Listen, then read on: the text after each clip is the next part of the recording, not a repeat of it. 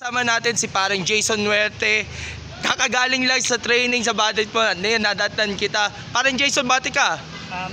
Magandang tanghali. Binabati ko nga pala lahat ng sumusuporta sa Pilipinas Sepak Takraw at sa lahat ng magpa-participate sa PSTL League Season 2 natin.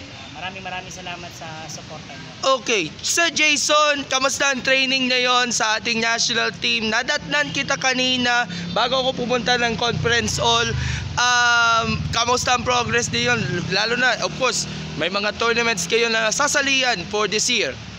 Ngayon, masaya kami kasi kababalik lang ulit namin sa training at especially dun sa dormitory namin. Siyempre, salamat kay PSC at kay POC sa wala sawang pagtulong sa amin. So ngayon, so far, tuloy-tuloy lang naman yung progress ng training namin. Back to basic ulit. Then, this coming May, meron tayong laro na World Cup sa Malaysia. And then, syempre, pinaghahandaan natin yung malaking liga ng Pilipinas Sepak Takraw na Philippine Sepak Takraw League. Yan. Nabanggit mo sa chat natin, ikaw lang ata yung pinaka mas matanda na sa team, yung pinaka kuya. Kasi most of the members of the national team na yon, mga bata na yon, nanggagaling pa yan sa grassroots program, especially sa mga probinsya. All takes na sa mga grupo ng under sa PSTA. Shoutout kay Ma'am Karen and advance happy birthday po sa kanya. March 1 ang birthday ni Ma'am Karen. So, but ano ba yung naging observations nyo dun sa mga bata nyong kasama na, of course, nag-uumpisa sila sa career sa national team at mukhang pinagbuti nila ang kanilang training, parang Jason? Siguro yung ginawa kasi namin is rebuild process yon. Bali ngayon, start talaga para napapanahon na rin para syempre malagay yung mga karapat-dapat at syempre nandun din tayo sa mga nakuha naman natin sila sa mga tryouts, sa mga palarong pambansa. Kumbaga, scout talaga naman natin yung mga players na yon. So, it's time to rebuild a new generation of Pilipinas Sepak Takraw. Then, yun nga, dahil ako na lang yung natira, kumbaga, hindi kasi pwedeng iwanan agad yung mga bata ng purong bata eh. So, yun, so far, ako na lang yung natira, then parang ako na lang yung nag-guide sa kanila as kuya nila dito sa pagiging player dahil mostly ang mga kasama ko is naging coaching staff na. So, mostly coaching staff yung mga seniors natin, yung ilan nag-retire na sa competitive play pero ikaw na lang natira. So parang pinapasa nyo yung mga kaalaman, yung mga natutunan ninyo for the past years, Sir Jason, na nandun ka sa national team. Marami ka naiambag para sa bansa natin. Pero really grateful dahil hanggang ngayon talaga naman nakilala talaga ang Sepak Takraw dahil sa inyo and to the rest of the other members of the team natin, especially yung mga SEA Games, World Championship, Kings Cup at iba pa. Gano'n naman talaga, syempre hindi naman habang buhay atleta tayo.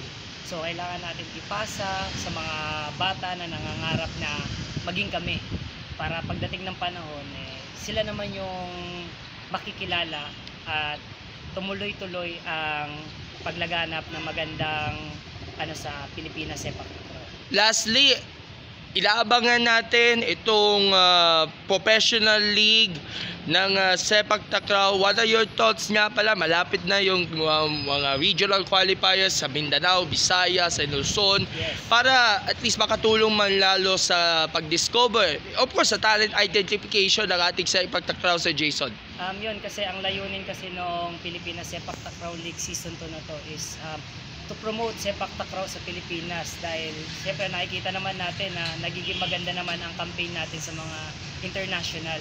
So siguro ito rin yung time para mas makilala pa ng mga ibang tao kung ano talaga yung larong Sepak Takraw. At the same time, siyempre, dyan din tayo kukuha ng mga possible prospect na mga pwede pang pumalit at pagdating ng panahon sa amin at siyempre sila rin yung darating dito sa time na to na sila naman.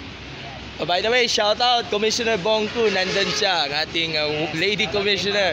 Ngayon si Ma'am Bongku. Anyway, Sir Jason, last message na naman po. And of course, Go for Gold, Jeremy Go, isa sa mga proud supporter ng Sepak Takraw.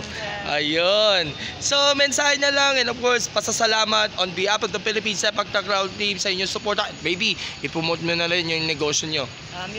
Una-una, pasalamat kami kay Philippine Sports Commission, Philippine Olympic Committee, at syempre, yun nga, kay Go for Gold, Jeremy Go.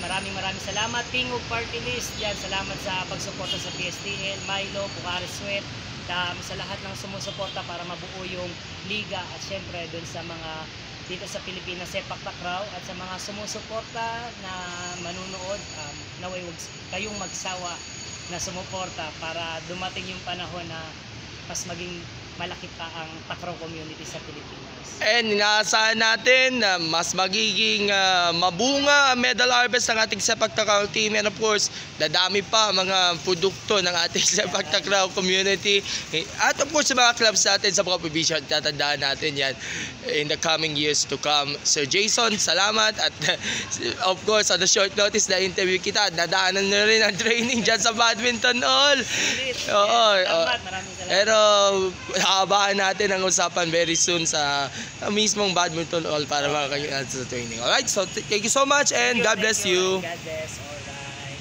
Alright, so